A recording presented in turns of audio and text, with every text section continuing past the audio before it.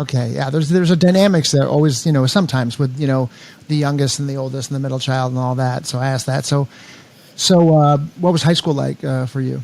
It was fun, maybe too much fun. I became a teenage mom, which started me on the path that I am now. Had my daughter when I was 18 years old, and that started everything that I've done since then. People talk a lot about the successes that I've achieved, and there was no aspect that I was looking for.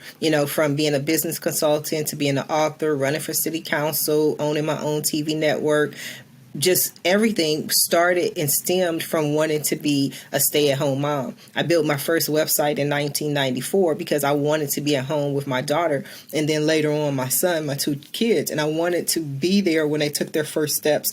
I wanted to be there when they spoke their first words. I wanted to be there to see every aspect of their life. So I wasn't interested in going out and working for anyone else.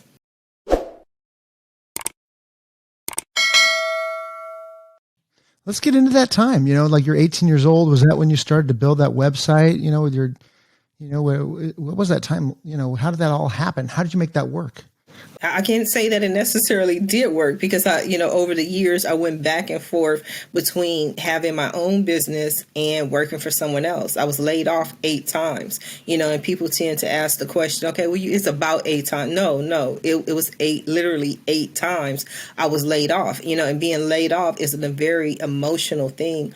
I don't think most people really understand how emotional it can be until really recently during this global pandemic where you have a mass exodus and so many people who are losing their jobs, they begin to understand. Because for some of those companies, I have just won perfect attendance awards, employee of the month awards. I just got that evaluation that said I was a wonderful employee. And so from feeling good and feeling like you're doing a wonderful job to not having a job at all was very difficult. And it's obviously difficult financially as well, because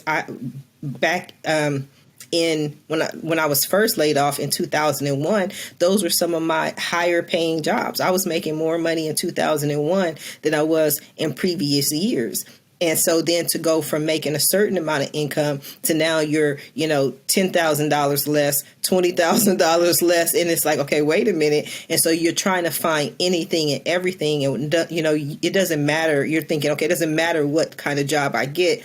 I just have to have a job. So what I learned is not to put all of my eggs in one basket. I will absolutely never do that again. And that's not just about being employed. Even for myself, I have to have multiple streams of income, because maybe I'm not making sales over here or getting new clients over here with this company, but because I have this company and I have a total of 4 companies that I own outright by myself. And then I'm the president of the Black Chamber of Commerce, which I run 100% by myself for my chapter. So it's literally 5 companies. But if I'm not doing something or earning something or creating something for one company, there's always another avenue that's coming in, because you cannot just have, whether it's yours or someone else, just one stream of income. You know what? Let's go into that journey. Let's go into that time that helped you grow into that, because you just automatically didn't have that right off the bat, right? You had to grow into and learn things, right? So at that crossroads, 18 years old, is that really at the crossroads where you had had to hit the road and you had to learn a lot at I'm assuming, is that the time? No. It was probably close to the age of 25, because even, I was laid off 8 times, but it wasn't probably until the 5th or 6th time where I was like, okay, wait a minute, what is going on here?